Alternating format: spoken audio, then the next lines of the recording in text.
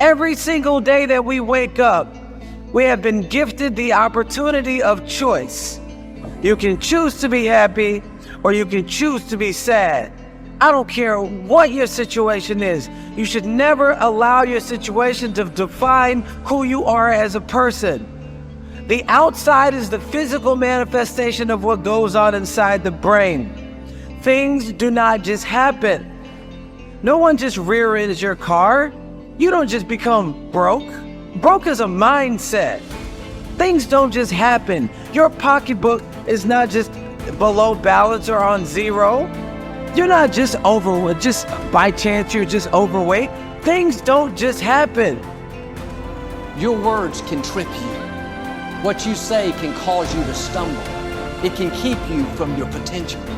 You're not snared by what you think. Negative thoughts come to us all. When you speak them out, you give them life. That's when they become a reality. When you say, I'll never get back in shape, it becomes more difficult. You just made it harder. When you say, I never get any good breaks, that stops the favor that was ordained for you. If you say, I'm not that talented, I don't have a good personality, that is setting the limits for your life. That is calling in mediocrity. So the recognition that negative thinking and unhappy states actually do nothing to change anything. If anything, they make it worse. So if there's enough awareness and you can suddenly look at that, and then you can ask yourself from the deeper perspective of awareness, do I want to continue to think these thoughts? Is that helpful or good? Do I really want that? Ask yourself, what is my limiting step? What is the one factor that determines the speed at which I achieve my goal, or whether I achieve it at all? Once you've answered this question, you can move on to making a plan for how to accomplish your goals by eliminating this limiting factor.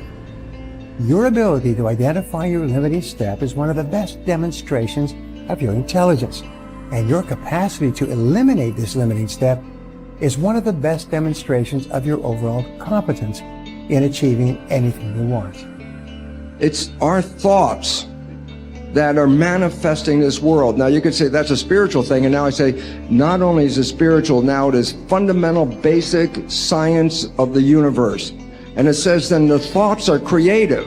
Well, if the thoughts are creative, then who is having the thought? And you start to realize I'm having the thought. Well, then the truth is simple. As Richard Conn Henry said, you are creating this world with your mental activity and your spirituality combined.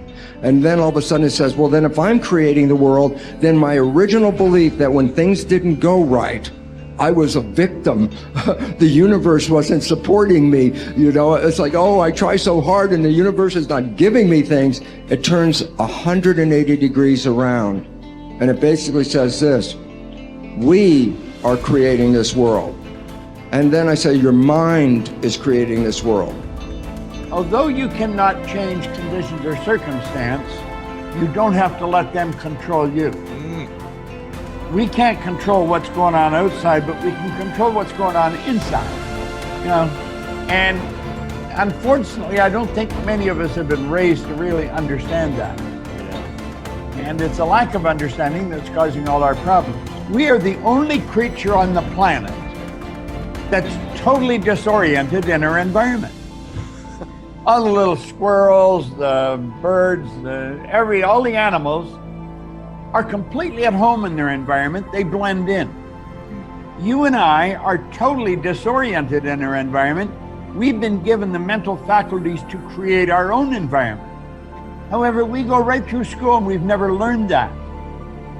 We have higher faculties, and the average person has no knowledge of how to operate with them, how to develop them. We have perception, the will, reason, imagination, memory, and intuition.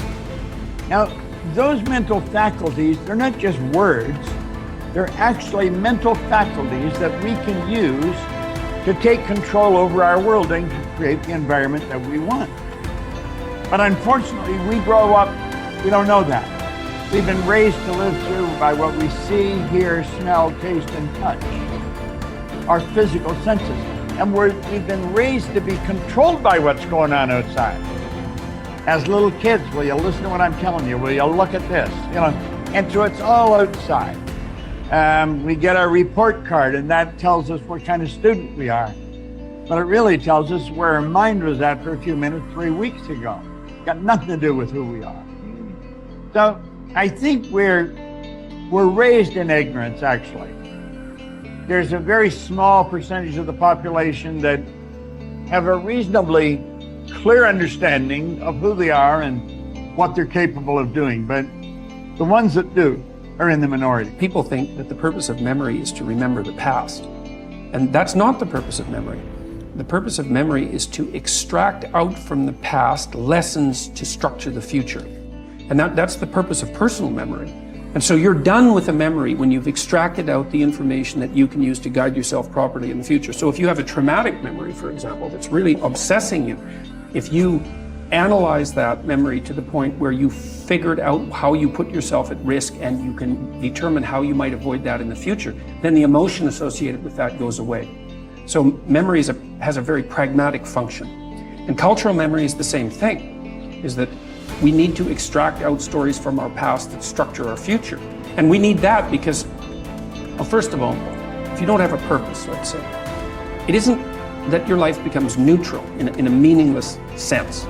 It's that your life becomes characterized by unbearable suffering, because the baseline condition of life is something like unbearable suffering. And what you have to set against that is a noble and worthwhile purpose. And hopefully your determination of that purpose is buttressed to some degree by the wisdom of the past, because you can't conjure something like that up on your own. And if you provide people with nobility of purpose, then they can tolerate the suffering of existence without becoming entirely corrupted by it. And cultures that don't do that, it isn't even so much that they die, it's that cultures that don't do that are dead. They're done. They don't have a story anymore. They don't have a call to adventure. And then everyone suffers stupidly as a consequence. It's a very bad thing. So Churchill made the same observation that many of the great psychologists and philosophers made in the early part of the 20th century. It's like, bring the story forward and propagate it and make it the most noble possible story. And then you motivate people to transcend themselves, which they need to do. So yes, he's exactly right in his diagnosis. In order for us to become abundant, we have to overcome the old personality. And that's 95% of who we are, right? Yes. So then, the side effect of the beginning of this process is a lot of discomfort. It is a lot of discomfort because you're stepping outside the known into the unknown, and now you can't predict. It's scary. No, it's you'd rather hold on to your lack. The pain, and the suffering. Rather tell the story of that. At least it makes you feel something that's familiar. Mm-hmm. When you step outside and you're saying, I'm not going to complain about money any longer. I'm not going to complain about I don't have any. I'm not going to judge other people who do. I'm not going to say I can. I'm not worthy. It's never going to work. All those things got to go. I'm not going to feel lack. I'm not going to feel unworthy. I'm not going to feel separation. I'm not going to feel resentment. These are the things that are keeping my reality the same. Now it's no longer about abundance, about who you become. Mm-hmm. The most successful people are long-term thinkers.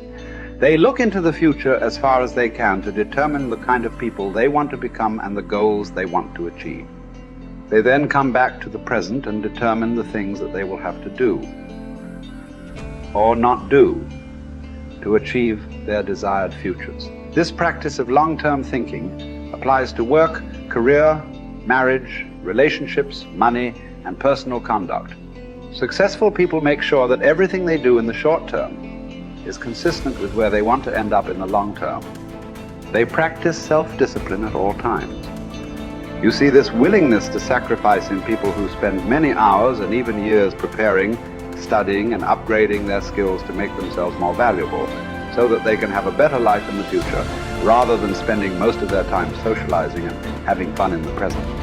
Your ability to think, plan, and work hard in the short term, and to discipline yourself to do what is right and necessary before you do what is fun and easy, is the key to creating a wonderful future for yourself. Your ability to think long term is a developed skill. As you get better at it, you become more able to predict with increasing accuracy.